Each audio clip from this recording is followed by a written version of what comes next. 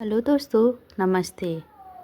हम लोग अगले एपिसोड में देखे थे आषाढ़ का एक दिन नाटक, जो मोहन राकेश द्वारा रचित है। और वह जो था अंक 1 था। नाटक लॉन्ग है तो उसको हम लोग डिवाइडेड करके देखते हैं।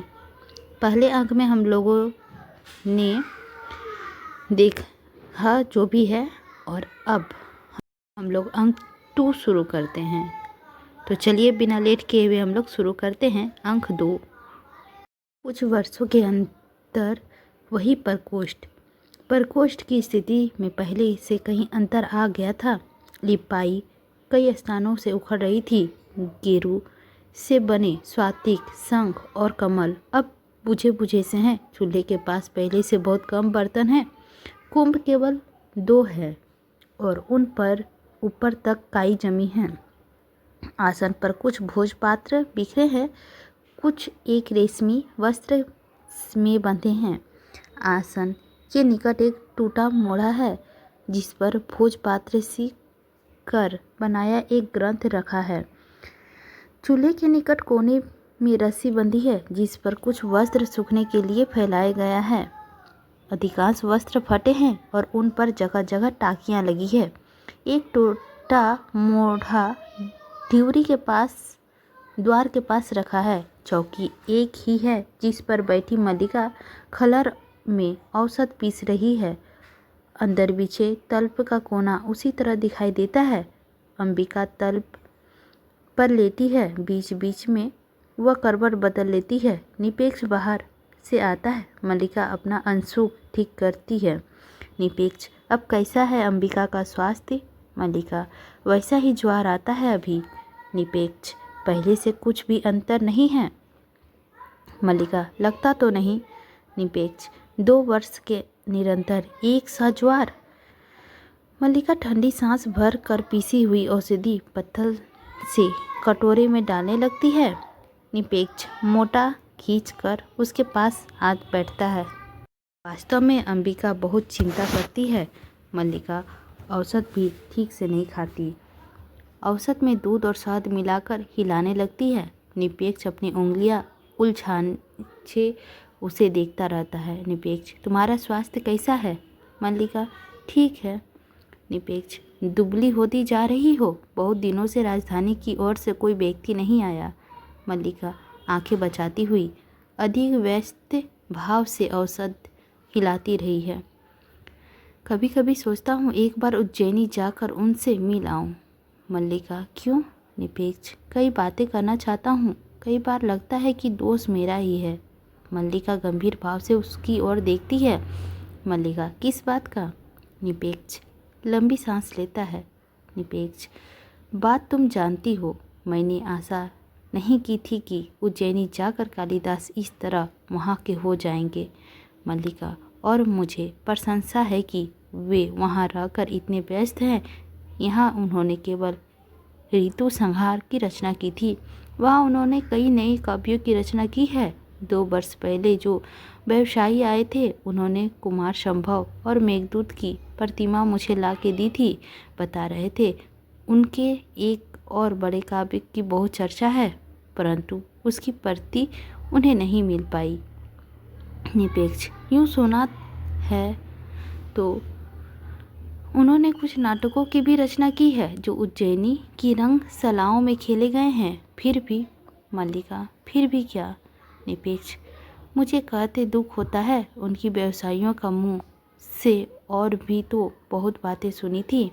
मल्लिका, व्यक्ति उन्नति करता है तो उसके नाम के साथ कई तरह के अपवाद जोड़ते लगते हैं। निपेक्ष, मैं अपवाद की बात नहीं कर रहा। उठकर टहलने लगता है। सुना यह भी तो था ना कि गुप्त वंश की राज द्वितीया के उनका विवाह हो गया। मल्लिका, तो इसमें बुरा क्या है? निपेक्ष, एक तरह से देखो तो बुरा नहीं भी है, परंतु यहाँ रहते उनका जो आग्रह था कि जीवन भर विवाह नहीं करेंगे। रुककर उनकी ओर देखता है। उस आग्रह का क्या हुआ? उन्होंने यह नहीं सोचा कि उनकी इसी आग्रह की रक्षा के लिए तुमने? अंबिका, उसके प्रसंग में मेरी बात कहीं नहीं आती। मैं अनेक साधारण व्यक्तियों में से हूँ, वे साधारण हैं, उन्हें जीवन में असाधारण के साथ चाहिए था। सुना है राजदूहिता बहुत बीतोसी है। निपेक्ष, हाँ सुना है, बहुत शास्त्र दर्शन पढ़ी है। मैंने कहा है ना कि एक तरफ से देखो तो इसमें कोई बुरा नहीं है, परंतु दूसरी तरह से देखने पर बहुत गलीनी होती है। मल्लिका, इसके विपरीत मुझे अपने से गलनी होती है कि यह ऐसी मैं उसकी प्रगति में बाधा भी बन सकती थी। आपके कहने से मैं उन्हें जाने के लिए प्रेरित ना करती तो कितनी बड़ी क्षति होती। निपेक्ष, यह तो दुख है कि मेरे कहने से तुम ऐसा करती ना तो आज हमारे जीवन का यह रूप ना होता। मल्लिका, मेरे जीवन में पहले से क्या अंतर आया है? पहले काम माँ करती थी, अब वे अस्वस्थ है, मैं काम करती हूँ। निपेक्ष, बाहर से तो इतना ही अंतर लगता है। मल्लिका, केवल इतना ही अंतर है। औसत के लिए उठ खड़ी होती है। माँ को औसत दे दूँ, अभी आती हूँ। अंदर चली जाती है और अंबिका के सहारे से उठकर औसत पिलाती है। अंबिका पीकर सिर हिलाती है। निपेक्ष टहलता हुआ छिरोके के पास चला जाता है। बाहर घोड़े की तोपों का शब्द सुनाई देता है जो पास आकर दूर चला जाता है। निपेक्ष झरोके से सटा देखता रहता है। अंबिका औषध पी कर लेट जाती है। मल्लिका बाहर आ जाती है और किवाड़ के पास रुककर अंबिका की ओर देखती है। मल्लिका, माँ ठंड लगती हो तो किवाड़ बंद कर दूँ? अंबिका सिर हिलाती है। मल्लिका किवाड़ बंद कर देती है। निपेक्ष झरोके के पास से हट जाता है। निपेक्ष, लगता है आज कुछ लोग बाहर से आए हैं। मल्लिका, कौन लोग? निपेक्ष, स्वतः राज के कर्मचारी हैं। 2 वैसी ही आकृतियाँ मैंने देखी है जैसी तब देखी थी जब आचार्य कालिदास को लेने आए थे। मल्लिका थोड़ी सिहर जाती है। मल्लिका, वैसी आकृतियाँ? अपने भाव को दबाकर हंसने का प्रयत्न करती है। जानते हैं माँ इस संबंध में क्या चाहती है? कहती है जब भी ये आकृतियाँ दिखाई देती है कोई न कोई अनिष्ट होता है, कभी युद्ध कभी महामारी। परंतु पिछले बार तो ऐसा कुछ नहीं हुआ। निपेक्ष, नहीं हुआ? मल्लिका आंखें बचाते हुए गीले वस्त्रों को देखने में व्यस्त हो जाती है। मल्लिका, क्या हुआ? और जो हुआ वह तो अच्छा ही था। 1 वस्त्र 2 वस्त्रों को उतारकर फिर रस्सी को फैला देती है। हवा में आजकल इतनी नमी रहती है कि वस्त्र घंटों नहीं सूखते। फिर तापों की शब्द सुनाई देता है। निपेक्ष फिर झरोके के पास चला जाता है। सहसा उसके मुंह से अनिश्चय से स्वर्ग निकल पड़ती है। निपेक्ष, है नहीं, परंतु नहीं कैसे? तोपों का शब्द दूर चला जाता है। निपेक्ष उत्तेजित सा झरोके से के पास से हट कर आता है। मल्लिका सहसा उत्तेजित क्यों हो उठे? अरे निपेक्ष, मैंने अभी एक ऐसी आकृति के घोड़े पर जाते देखा है। मल्लिका, तो क्या हुआ? आपको भी माँ की तरह अनिष्ट की आशंका हो रही है? निपेक्ष, वह एक बहुत परिचित आकृति है मल्लिका। मल्लिका, अपरिचित आकृति? निपेक्ष, मुझे विश्वास है वे स्वयं कालिदास है। मल्लिका हाथ के वस्त्र को पकड़े शोभित सी हो रहती है। मल्लिका, कालिदास? यह कैसे संभव है? निपेक्ष, मैंने अपने आँखों से देखा है। वे घोड़े दौड़ते पर्वत शिखर की ओर गए हैं इस राजसी वेशभूषा में, और कोई उन्हें ना पहचान पाए। निपेक्ष की आंखें पहचानने में भूल नहीं कर सकती। मैं अभी जाकर देखता हूँ। राजकर्मचारी भी अवश्य उन्हीं के साथ आए होंगे। उसी उत्तेजना में चला जाता है। मल्लिका, वे आए हैं और पर्वत शिखर की ओर आए हैं। उनकी उंगली से दांत से काटती है, अपनी उंगली को दांत से काटती है और पीड़ा का अनुभव होने पर यंत्र चलित सी झरोके के पास चली जाती है।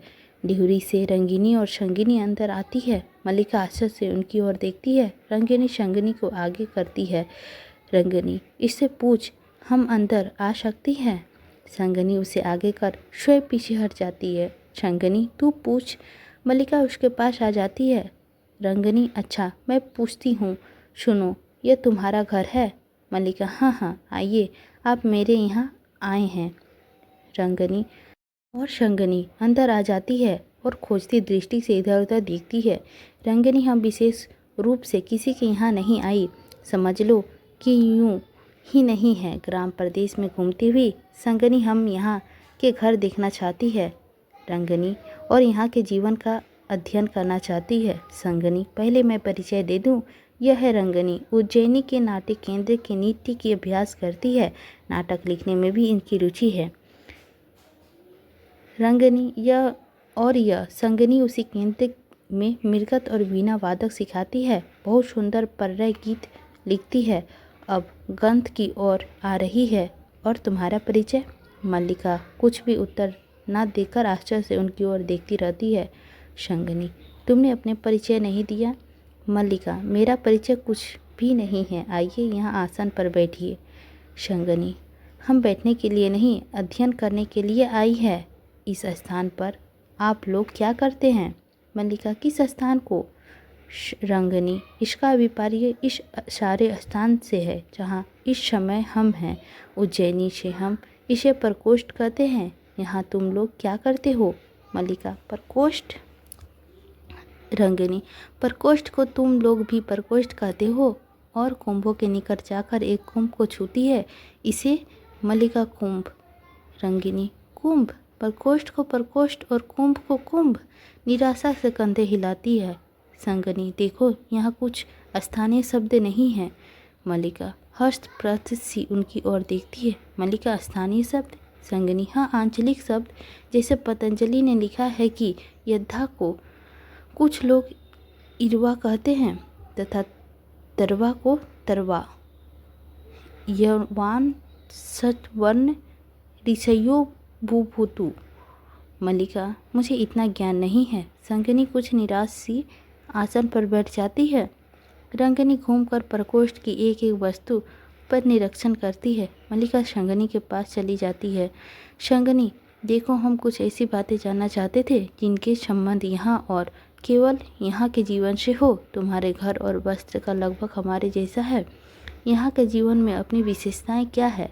मल्लिका, यहाँ के जीवन की अपनी विशेषता? पल भर छिरोके की ओर देखती रहती है। मैं नहीं जानती, हमारा जीवन हर दृष्टि से बहुत साधारण है। शंगनी, यह मैं नहीं मान सकती। इस प्रदेश ने कालिदास जैसे असाधारण प्रतिमा को जन्म दिया है। यहाँ की तो प्रत्येक वस्तु असाधारण होनी चाहिए। रंगनी चूल्हे के आसपास की वस्तुओं को अच्छी तरह देखकर तथा एक बार अंदर झाँक कर उसके पास आ जाती है। रंगनी, देखो, मैं तुम्हें समझाती हूँ। बात यह है कि राजकीय नियोजन में हम दोनों कवि कालिदास के जीवन की पृष्ठभूमि का अध्ययन कर रही है। तुम समझ सकती हो कि यह कितना बड़ा और महत्वपूर्ण कार्य है। परंतु यहाँ घूमकर हम तो लगभग निराश हो चुके हैं। यहाँ कुछ सामग्री ही नहीं। शंगनी, अच्छा, यहाँ के कुछ वनस्पतियों का नाम बताइए। मल्लिका, कैसा वनस्पति? शंगनी, कैसे वनस्पति? सोचने लगती है जैसे कालिदास ने कुमार संभव में लिखा है। ये प्रकाश देने वाली औषधियाँ कौन सी है? मल्लिका, औषधियाँ प्रकाश नहीं देती। शंगनी उठकर खड़ी होती है। संगनी, औषधियाँ प्रकाश नहीं देती? तुम्हारा अभिप्राय है कि कालिदास ने जो लिखा है वह झूठ है? मल्लिका, उन्होंने कुछ भी झूठ नहीं लिखा। उन्होंने तो लिखा है कि रंगनी, रहने दो संगनी, यहाँ के संबंध के विशेष कुछ नहीं जानती। शंगनी भी निराशा के मुंह बिचकाकर उठ खड़ी होती है। शंगनी, अच्छा, तुम्हारा बहुत समय नष्ट किया, क्षमा करना। चल। रंगनी दोनों चली जाती है। मल्लिका डिहरी का किवाड़ बंद कर देती है, आसन के पास जाकर नीचे बैठ जाती है और बिखरे पृष्ठों पर सिर टिका देती है। उनकी आंखें मुद जाती हैं। मल्लिका, आज वर्षों के बाद तुम लौट कर आए हो। सोचती थी तुम आओगे तो इसी तरह मेघ घिरे होंगे, वैसा ही अंधेरा सा दिन होगा, वैसे ही एक बार वर्षा में भीगूंगी और तुमसे कहूँगी कि देखो, मैंने तुम्हारे रचनाएं सब पढ़ी है। कुछ पृष्ठ हाथ में ले लेती है। उज्जैनी की ओर जाने वाले व्यवसायियों में कितना कितना कह कर मैंने तुम्हारी रचनाएं मंगवाई है। सोचती थी तुम्हें मेघदूत की पंक्तियां गा गा कर सुनाऊं, पर बस शिखर से घंटा ध्वनियों गूंज उठेगी और मैं अपनी यह भेड़ तुम्हारे हाथों में रख दूंगी। मोढ़े पर लिखा ग्रंथ उठा लेती है।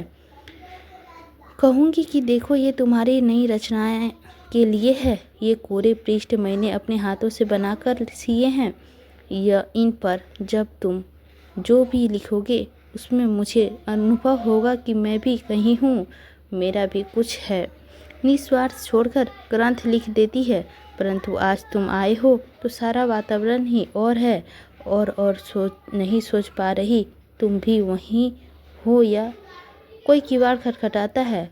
वह अपने को खड़ी होती है और जाकर किवाड़ खोल देती है। ड्यूरी में अनुस्वार और अनुनासिक साथ साथ खड़े दिखाई देते हैं।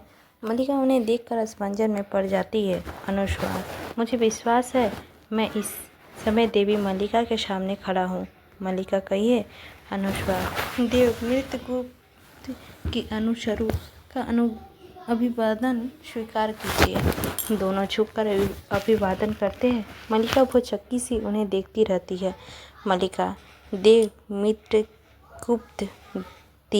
मृत गुप्त कौन है? अनुस्वार, ऋतु संहार कुमार संभव, मेघदूत एवं रघुवंश की प्रणेता कविंद्र, राजनीति निष्पात आचार्य तथा कश्मीर की भावी शासक। देव मृत गुप्त की राजमहिषी, गुप्त वंश दुहिसा, परम विदुषी देवी प्रिय गुममंशरी आपके साक्षात्कार के लिए उत्सुक है और शीघ्र ही यहाँ आना चाहती है। हम उनके अनुचर आपको इसकी पूर्व सूचना देने के लिए उपस्थित हैं। मल्लिका, ऋतु संहार और मेघदूत आदि के प्रणेता तो कालिदास है और आप कह रहे हैं कि? अनुस्वार, वे गुप्त राज की ओर से कश्मीर की शासन संभालने जा रहे हैं। मात्र गुप्त उन्हीं का नया नाम है। मल्लिका, वे कश्मीर का शासन संभालने जा रहे हैं और उनकी राजमहिषी मुझसे मिलने के लिए आ रही है। अनुस्वार, मुझे विश्वास है इस गौरवपूर्ण अवसर को आप अपने उपवेश गृह के वस्तु विनाश में कुछ परिवर्तन अवश्य समझेगी। इसे आपका आदेश समझते हुए हम ये कार्य अभी अपने हाथों संपन्न किए देते हैं। आओ अनुनासिक। दोनों प्रकोष्ठ में आकर निरीक्षण करने की दृष्टि से सब वस्तुओं को देखने लगते हैं। मल्लिका एक ओर हट जाती है। अनुनासिक आसन के पास चला जाता है। अनुनासिक, मैं समझता था कि यह आसन द्वार के निकट होना चाहिए। अनुनासिक, देवी द्वार से प्रवेश करेगी तो आसन द्वार के निकट होगा। अनुनासिक, उस स्थिति में इसे इसकी वर्तमान स्थिति से 7 अंगुल दक्षिण की ओर हटा देना चाहिए। अनुस्वार, दक्षिण की ओर नकारात्मक भाव से सिर हिलाता है। मैं समझता हूँ कि इस स्थिति 5 अंगुल उत्तर की ओर होनी चाहिए। गवाक्ष से सूर्य की किरणें सीधी इस पर पड़ती है। अनुनासिक, मैं तुम्हें सहमत नहीं हूँ। अनुस्वार, मैं तुमसे सहमत नहीं हूँ। अनुनासिक, तो? अनुस्वार, तो विवादास्पद विषय होने से आसान तो यही रहना चाहिए। अनुनासिक, अच्छी बात है, इसे यहीं रहने दिया जाए और ये कुंभों के पास चला जाता है। अनुस्वार, मैं समझता हूँ एक कुंभ के कोने में और दूसरा उन कोने में होना चाहिए। अनुनासिक, पर मैं समझता हूँ कि कुंभ यहाँ होने से नहीं चाहिए। अनुस्वार, क्यों? अनुनासिक, क्यों का कोई उत्तर नहीं। अनुस्वार, मैं तुमसे सहमत नहीं हूँ। अनुनासिक, मैं तुमसे सहमत नहीं हूँ। अनुस्वार, तो? अनुनासिक, तो कुंभों को भी यही रहने दिया जाए। दोनों उत्तर जाते हैं जिधर रस्सी का वस्त्र सूखने के लिए फैलाए दिए हैं। मल्लिका आसन के पास जाकर बिखरे पन्नों को समेटती है और उन्हें मोटे पर रखकर चुपचाप अंदर चली जाती है। अनुस्वार गीले वस्त्रों को छूता है। अनुस्वार, ये वस्त्र? अनुनासिक, वस्त्र अभी गीले हैं इसीलिए इन्हें नहीं हटाना चाहिए। अनुस्वार, क्यों? अनुनासिक, शास्त्र प्रमाण ऐसा है। अनुस्वार, कौन सा प्रमाण है? अनुनासिक, यह तो मुझे याद नहीं। अनुस्वार, यह याद है कि ऐसा प्रमाण है। अनुनासिक, हाँ। अनुस्वार, तो? अनुनासिक, तो संगीत विषय है। अनुस्वार, हाँ, अब तो अवश्य संगीत विषय है। अनुनासिक, संगीत विषय होने से वस्त्रों को भी रहने दिया जाए। अनुस्वार अच्छी बात है, वस्त्रों को भी रहने दिया जाए। अनुनासिक पहले तो चूल्हे अवश्य यहाँ से हटा देना चाहिए। अनुस्वार चूल्हे हटाने का अर्थ होगा आसपास की सभी वस्तुओं को हटाया जाए, इसके लिए बहुत समय चाहिए। अनुनासिक समय के अतिरिक्त बहुत धैर्य चाहिए। अनुस्वार धैर्य के अतिरिक्त बहुत परिश्रम चाहिए। अनुनासिक मैं समझता हूँ कि भोजनों की हाथ लगाना हमारी स्थिति के अनुकूल नहीं है। अनुस्वार मैं भी यही समझता हूँ। अनुनासिक तो इस बात से हम दोनों सहमत हैं कि चूल्हे को भी हटाया जाए, नहीं हटाया जाए। अनुस्वार मैं समझता हूँ कि हम दोनों सहमत हैं। अनुनासिक चारों ओर देखता है। अनुस्वार और तो कुछ विशेष नहीं। अनुस्वार भी चारों ओर देखता है। अनुस्वार मेरे विचार से कुछ भी शेष नहीं। अनुनासिक नहीं, अभी शेष है। अनुस्वार क्या? अनुनासिक यहाँ चौकी यहाँ रास्ते में पड़ी है, इसे यहाँ से हटा देना चाहिए। अनुस्वार मैं इसे सहमत हूँ। अनुनासिक तो इसे हटा देना चाहिए। अनुस्वार हाँ अवश्य हटा देना चाहिए। अनुनासिक तो अनुस्वार मैं अनुस्वार हाँ। अनुस्वार तुम नहीं। अनुनासिक नहीं। अनुस्वार क्यों? अनुनासिक क्यों का कोई उत्तर नहीं। अनुस्वार फिर भी। अनुनासिक पहले मैंने तुमसे कहा है। अनुस्वार तुम परंतु चौकी देखी पहले तुमने देखी है। अनुस्वार तो अनुनासिक हटा दो। अनुस्वार तुम हटा दो। अनुनासिक तो रहने दो। अनुस्वार रहने दो। अनुनासिक अब। अनुस्वार हाँ अब। अनुनासिक चारों ओर एक दृष्टि और डाल दे। अनुस्वार हाँ चारों ओर एक दृष्टि और डाल दे। मातुल तेजी से बाहर से आ जाता है। मातुल अधिकारी वर्ग अपना कार्य यहाँ पूरा हो गया। अनुनासिक क्यों? अनुस्वार अनुस्वार हाँ पूरा हो गया ना। क्यों? अनुनासिक अनुनासिक हाँ हो तो गया, केवल एक दृष्टि डालना शेष है। अनुस्वार हाँ केवल एक दृष्टि डालना शेष है। मातुल तो वह दृष्टि अब रहने दीजिए। देवी प्रिय मंजरी बाहर पहुंच गई है। अनुनासिक देवी बाहर पहुंच गई है तो चलिए। अनुस्वार चलो। दोनों साथ साथ बाहर चले जाते हैं। मातुल भी पीछे चला जाता है और कुछ क्षण बाद प्रिय मंजरी को मार्ग दिखलाता वापस आता है। मातुल वह इस सारे प्रदेश में सबसे सुशील, सबसे विदित और सबसे भोली लड़की है। मल्लिका अंदर से आती है। आओ आओ मल्लिका, मैं देवी से तुम्हारी ही प्रशंसा कर रहा था। चाटुकर्तियों में हंसी हंसता है। देवी जब से आई है तुम्हारे ही संबंध में पूछ रही थी। तो यही है हमारी मल्लिका, इस प्रदेश की राजहंसनी। आहा मल्लिका, देवी के लिए कौन सा आसन निश्चित किया गया है? मल्लिका प्रिय मंजरी का अभिवादन करती है। प्रिय गुम मंजरी मुस्कुराकर अभिवादन का स्वीकार करती है। प्रियंगु आर्य मातुल अब जा कर विश्राम करे। अनुचर मेरे लौटने तक बाहर प्रतीक्षा करेंगे। मातुल परंतु आपके लिए आसन?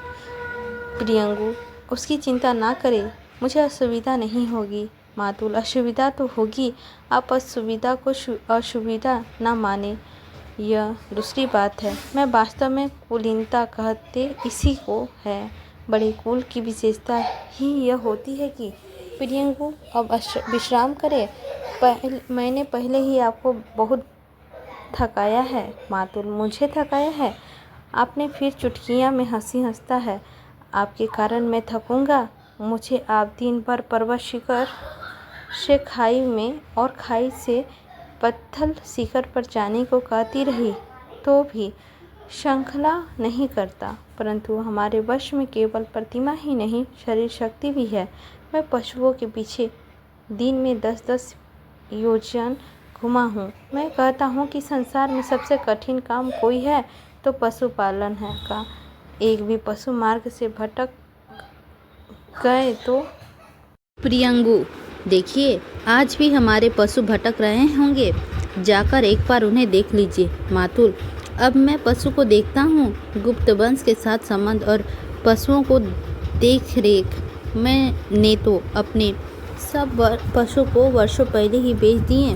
और सच कहूँ तो उनमें भी मुझे लाभ ही रहा, क्योंकि प्रियंगू की दृष्टि मल्लिका से मिल जाती है। वह बढ़कर मल्लिका के हाथ अपने हाथों में ले लेती है।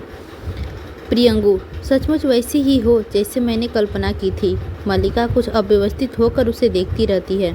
मातुल, क्योंकि अच्छा, तो मुझे अनुमति दीजिए। घर में कोई कुछ बिखरा पड़ा है, कई तरह की व्यवस्था करनी है, तो अनुचर आपकी प्रतीक्षा करेंगे। फिर भी मेरे लिए कोई आदेश हो तो कहला दीजिएगा। मल्लिका देवी को बैठने के लिए कुछ तो व्यवस्था कर दो। नहीं, ये तो ऐसी ही खड़ी रहेगी। अच्छा, मैं चल रहा हूँ, कोई आदेश हो तो कहला दीजिए। प्रियंगू, आप चले, यहाँ के लिए चिंता करने की आवश्यकता नहीं। मातुल, अच्छा, चल देता है। मुझे चिंता करने की क्या आवश्यकता है? चिंता करने के लिए यहाँ मल्लिका है, अंबिका है। फिर भी कोई काम हो तो कहला दीजिएगा। चला जाता है। प्रिय मंजूरी क्षण भर मल्लिका को देखती रहती है, फिर उसकी ठोठी को हाथ से छू लेती है। प्रियंगू, सचमुच बहुत सुंदर हो। जानती हो, अब प्रचलित होते हुए भी तुम मुझे परिचित नहीं लग रही। मल्लिका, आप बैठ जाइए ना। प्रियंगू, नहीं, बैठना नहीं चाहती। तुम्हें और तुम्हारे घर को देखना चाहती हूँ। उन्होंने बहुत बार इस घर की और तुम्हारी चर्चा की है। जिन दिनों मेघदूत लिख रहे थे, उन दिनों प्राय यहाँ का स्मरण किया करते थे। दृष्टि चारों ओर घुमाकर फिर मल्लिका के चेहरे पर स्थिर हो जाती है। आज इस भूमि का आकर्षण ही हमें यहाँ से ले आया है, अन्यथा दूसरे मार्ग में जाने में हमें बहुत अधिक सुविधा थी। मल्लिका, मैं समझ नहीं पा रही थी कि किस रूप में आपका आतिथ्य करूं। आप अपना आसन ले लें तो मैं आपके लिए। प्रियंगू, अतिथि के समान मत समझो। मैं तुम्हारे यहाँ अतिथि के रूप में नहीं आई हूँ। संभव था ये भी ना हो आते, परंतु मैं ही विशेष आग्रह के साथ इन्हें लाई हूँ। मैं स्वयं एक बार इस प्रदेश को देखना चाहती थी। इसके अतिरिक्त गले से हल्का विदर्तापूर्वक स्वर्ग निकल पड़ता है। इसके अतिरिक्त एक और भी कारण था। चाहती थी इस प्रदेश का कुछ वातावरण साथ ले जाऊं। मल्लिका, इस प्रदेश का वातावरण? प्रियंगू मंजरी मुस्कुराकर देखती रहती है, फिर टहलती हुई झरोखे के पास चली जाती है। प्रियंगू, यहाँ से बहुत दूर तक की पर्वत श्रृंखलाएं दिखाई देती है। कितनी निर्जलज सुंदरता है। मुझे यहाँ आकर तुमसे स्पर्श हो गई है। मल्लिका एक दो पग उस ओर बढ़ा देती है। मल्लिका, हमारा सौभाग्य होगा कि आप कुछ दिन इस प्रदेश में रह जाएं। यहाँ आपको असुविधा होगी तो, परंतु। प्रियंगू मंजरी फिर विदंग भाव से उसकी देखती है। प्रियंगू, इस सौंदर्य के सामने जीवन में सब सुविधाएं है ये है। इसे आंखों में व्यक्त करने के लिए जीवन भर का समय भी पर्याप्त नहीं। झरोखे के पास से हट आती है, परंतु इसका अवकाश कहाँ है। कश्मीर की राजनीति इतनी अस्थिर है कि हमारा एक एक दिन वहाँ से दूर रहना कई कई समस्याओं को जन्म दे सकता है।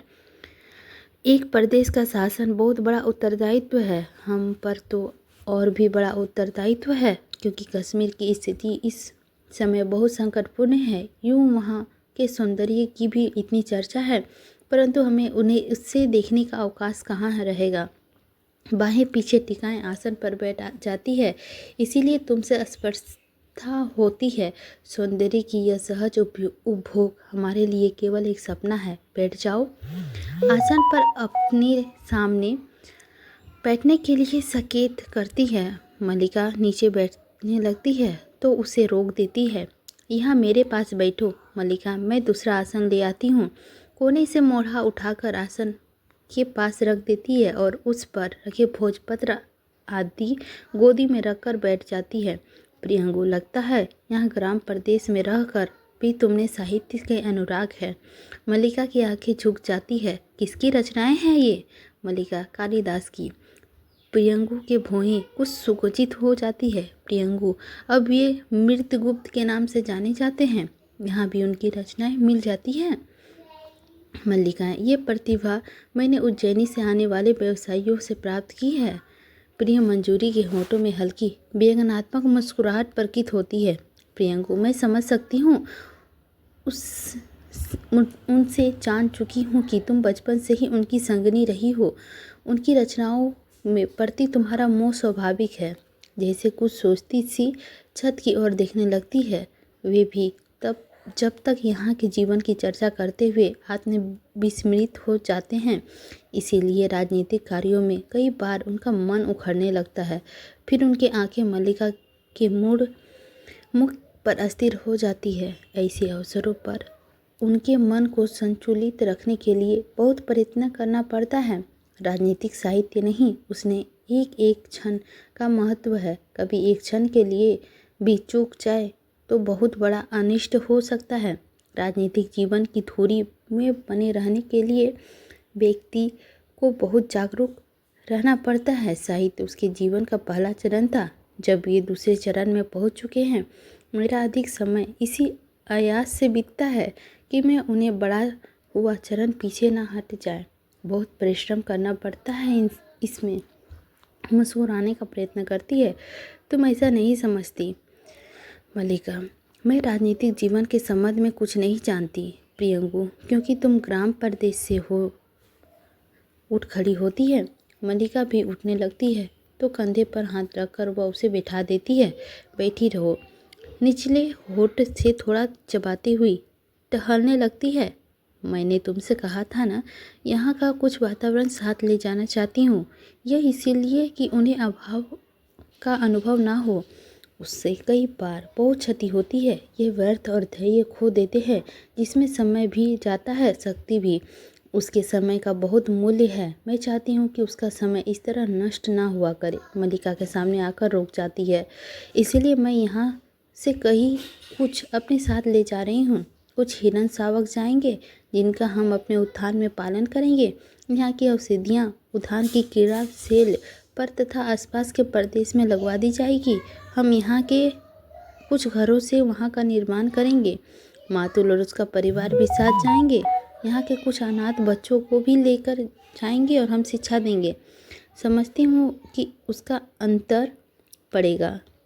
फिर टहलती हुई प्रकोष्ठ के दूसरे भाग में चली जाती है। देख रही हूँ तुम्हारा घर बहुत जर्जर स्थिति में है। इसका परिसंस्कार अवश्य है। चाहो तो मैं इस कार्य के लिए आदेश दे जाऊंगी। उज्जैनी के 2 कुशल स्थापति हमारे साथ आए हैं। क्यों?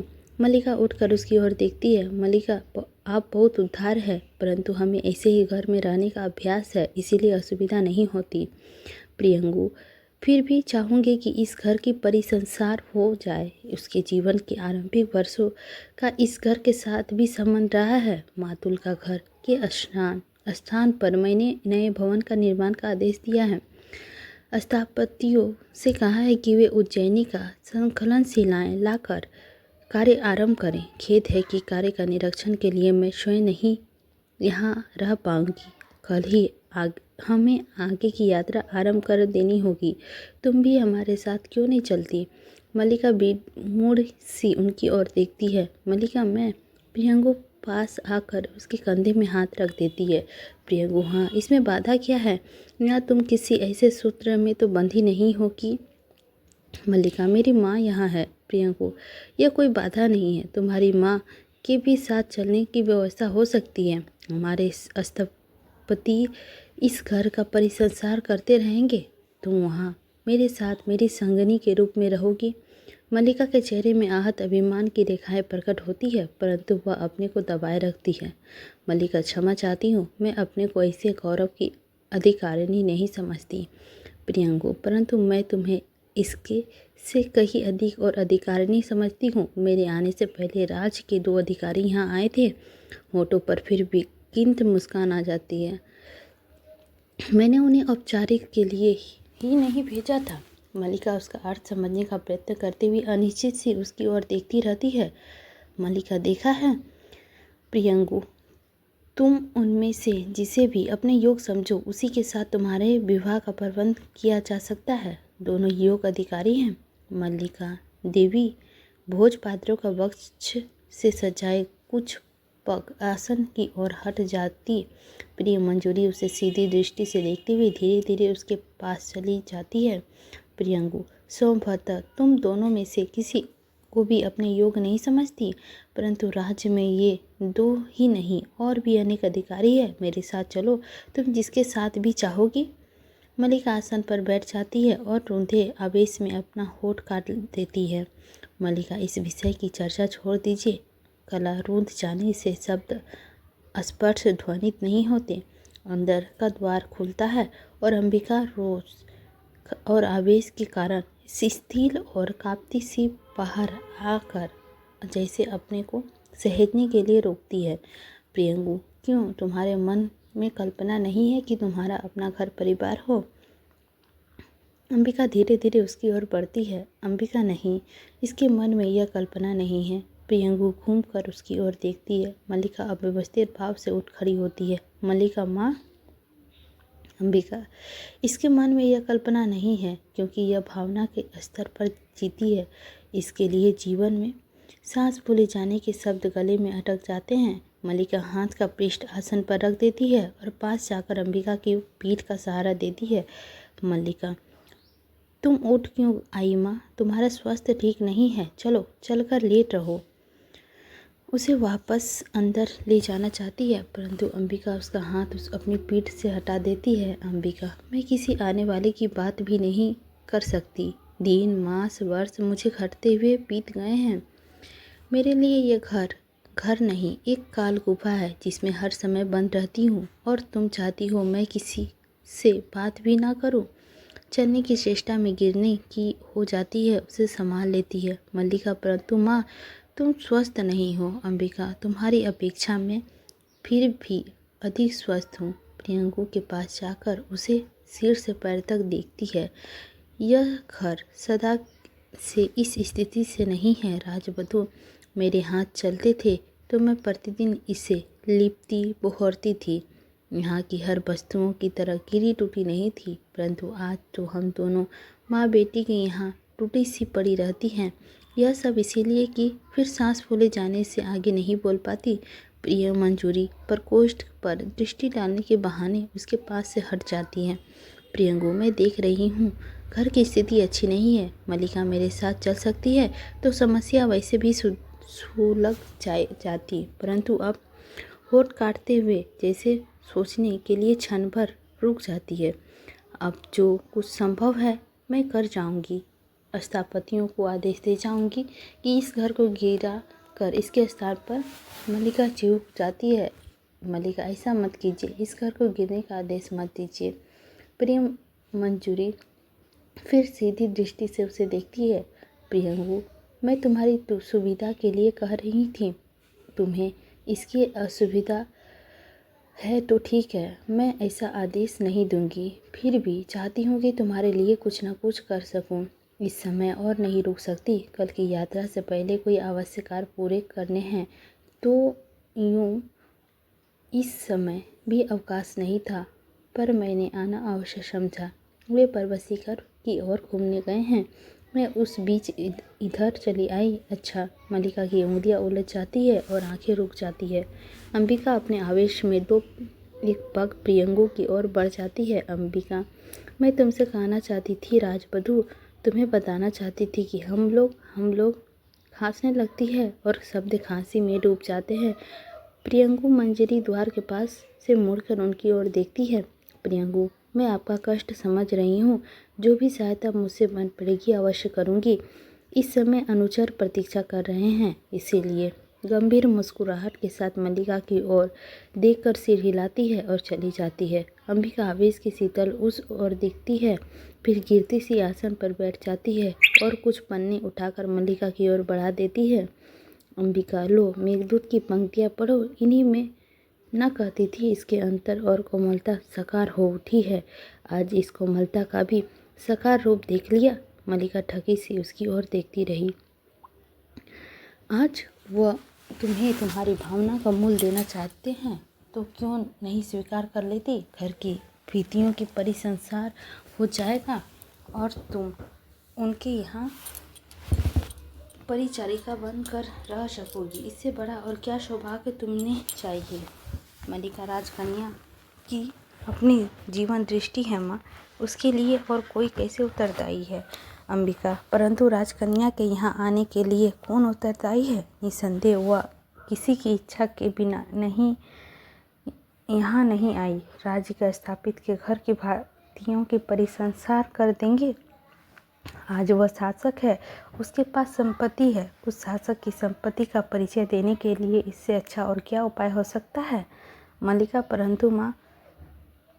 अंबिका, माँ कुछ नहीं जानती, कुछ नहीं समझती माँ, भावना की गहराइयाँ तक नहीं जाती माँ। फिर खांसी उठ आने से आगे नहीं बोल पाती। विलोम बाहर से आता है। विलोम, इस तरह चुप हो क्यों हो अंबिका? आज तो सारा ग्राम तुम्हारे सौभाग्य पर तुमसे स्पर्धा कर रहा है। अर्थपूर्ण दृष्टि से मल्लिका की ओर देखता है। मल्लिका आंखें बचाकर दूसरी ओर हट जाती है। राजकीय पग धूली घर में पड़ती है तो लोग गौरव का अनुभव करते हैं। ऐसा अवसर हर किसी के जीवन में कहाँ आता है अंबिका? यह अवसर देखने के लिए ही तो मैंने आज तक का जीवन जिया है। इतना बड़ा सौभाग्य हमारे क्षुद्र जीवन में कहाँ समा उठ सकता है, उठ खड़ी होती है। चलो, मैं स्वयं चल के सारे ग्राम में इस सौभाग्य की घोषणा करूंगी। हमारे बरसों अभाव का दुख इतना बड़ा फल आए हैं कि राज्य स्थापित हमारे घर की बातों को परिसंसार कर देंगे। विलोम, बैठ जाओ अंबिका, आज ग्राम के पास तुम्हारी बात सुनने का अवकाश नहीं है। टहलता हुआ झरोके के पास आ चला जाता है। ग्राम के लोग आज व्यस्त हैं। उन्हें बाहर से आए अतिथियों के लिए कई तरह की सामग्री जुटानी है। अतिथि आज यहाँ पत्थर तक परोठ कर ले जाना चाहते हैं। मल्लिका, यहाँ के पत्थर पहले के मूल्यवान थे। अरे विलोम, यह बात है कि पहले किसी ने उसका मूल्य समझा नहीं। अंबिका आवेश में कई पग उसकी ओर बढ़ जाती है। अंबिका, तो जाकर तुम को बटोर क्यों नहीं लेते? संभव है कि फिर यहाँ कोई पत्थर शेष न रहने दे और तुम्हारी भावना के लिए कोई आधार न रह जाए। मल्लिका, बैठ जाओ माँ, तुम्हारा स्वास्थ्य ठीक नहीं है। उसे बाह में पकड़कर आसन पर बिठा देती है। विलोम, ग्राम के चारों ओर बहुत उत्साह है। यह दिन किसी परदेश के जीवन का सबसे बड़ा उत्सव है। लोग आज अपने पशुओं का चिंता नहीं कर रहे। वे अतिथियों के लिए भोजन और पान की सामग्री जुटाने में व्यस्त हैं। उस सामग्री में कुछ हिरण शावक भी होंगे जो राजकन्या के विशेष आदेश में एकत्रित किए जा रहे हैं। मल्लिका, यह सच नहीं है। विलोम, यह सच नहीं है। इंद्रवर्मा और विष्णुदूत की राजकन्या ने स्वयं आदेश दिया है। मल्लिका, उस आदेश का कुछ और अर्थ भी हो सकता है विलोम। और अर्थ? और क्या अर्थ हो सकता है? क्या राजकन्या हिरण शावकों को खेला करेगी या उज्जैनी के कलाकार उनकी अनुकृतियाँ बनाएंगे? यह भी एक मनोरंजन विषय है कि राज परिवार के साथ आए राजधानी के कलाकार आज यहाँ की हर वस्तु की अनुकृतियाँ बनाते घूम रहे हैं। यहाँ का कोई पत्ता, पेड़, तिनका शेष नहीं रहेगा जिनकी वे अनुकृति बनाकर नहीं ले जाएंगे। मल्लिका, इसका भी कोई दूसरा अर्थ हो सकता है। विलोम झरोके से के पास से हटकर उसकी ओर देख आता है। विलोम, मैं कब से कहता हूँ कि दूसरा अर्थ नहीं है। अर्थ बहुत स्पष्ट है। वे यहाँ की हर वस्तु को विचित्र के रूप में देखते हैं और वे चित्र को यहाँ से जाकर दूसरों को दिखाना चाहते हैं। तुम, मैं, यह घर, ये पर्वत, सब उसके लिए विचित्र के उदाहरण हैं। मैं तो उसकी सूक्ष्म और सामर्थ्य दृष्टि की प्रशंसा करता हूँ जो यहाँ विचित्र नहीं, यहाँ की विचित्र देख लेते हैं। एक कलाकार को मैंने यहाँ धूप में अपनी छाया की आकृति बनाते देखा है। अंबिका, यहाँ की धूप में उसकी अपनी छाया अवश्य और सी दिखती होगी। और वो कौन राक्षसी थी जो किसी जीव को उसकी छाया से पकड़ लेती थी? बोलते बोलते फिर हाँफने लगती है। मैं चाहती हूँ कि मैं ही वह राक्षसी होती जिसे तुम मैं आज में खांसी उठ जाने से शब्द डूब जाते हैं। मल्लिका पास जाकर कंधों की सहारा ले लेती है। मल्लिका, तुमसे कहा माँ, तुम विश्राम करो, बात मत करो। अरे विलोम, माँ का स्वास्थ्य ठीक नहीं है, तुम्हें इस समय विश्राम करने दीजिए। विलोम, हाँ। अंबिका को अंदर ले जाओ। ग्राम का उत्सव कालो हल अंबिका के मन और अशांत करेगा। मैं तो केवल उत्साह की सूचना देने आया था। आश्चर्य है कि कालिदास ने यहाँ आना उचित नहीं समझा। कल तो सुनती है कि वे लोग चले भी जाएंगे। अंबिका उसे आना उचित नहीं समझा क्योंकि वह जानता है अंबिका अभी जीवित है। बिलोम, परंतु मैं समझता हूँ कि एक बार आएगा अवश्य, उसे आना चाहिए। व्यक्ति किसी संबंध को ऐसे नहीं तोड़ता। फिर टहलता हुआ झरोखे के पास चला जाता है और विशेष रूप से वह जिसे एक कवि और कोमल हृदय प्राप्त हो। तुम क्या सोचती हो मल्लिका, उसे एक बार आना नहीं चाहिए? मल्लिका अपने आप से अनुरोध किया है। आर्य विलोम की इस समय माँ का विश्राम करने दीजिए। आपकी बातों में माँ का मन विलुप्त होता है। विलोम, मेरी बातों से अंबिका का मन विलुप्त होता है? मैं समझता हूँ कि इसका कारण दूसरे हैं। अंबिका जानती है कि किन कारणों से उनका मन विलुप्त होता है। झरोखे से बाहर देखने लगता है। मैं भी उन कारणों को समझता हूँ, इसीलिए बहुत सी बातें जो अंबिका के मन में रहती है मैं मुँह से कह देती हूँ।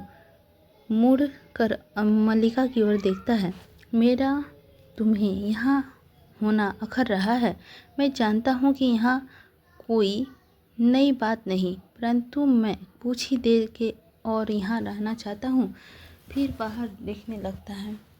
पर्वत शिखर की ओर एक अश्वारोही को आते देख रहा था। संभव है इस बार कुछ क्षणों के लिए यहाँ रुकना चाहे। उस स्थिति में मैं भी उनसे कुशलक्षेम पूछ लूँगा। मेरी उनसे पुरानी मित्रता है। मल्लिका जैसे आपे से बाहर होने लगती है। मल्लिका, आर्य विलोम, उस स्थिति में आपका यहाँ होना किसी भी दृष्टि में उचित नहीं है। आप उनसे मिलना चाहें तो उनके लिए यही एक स्थान नहीं है।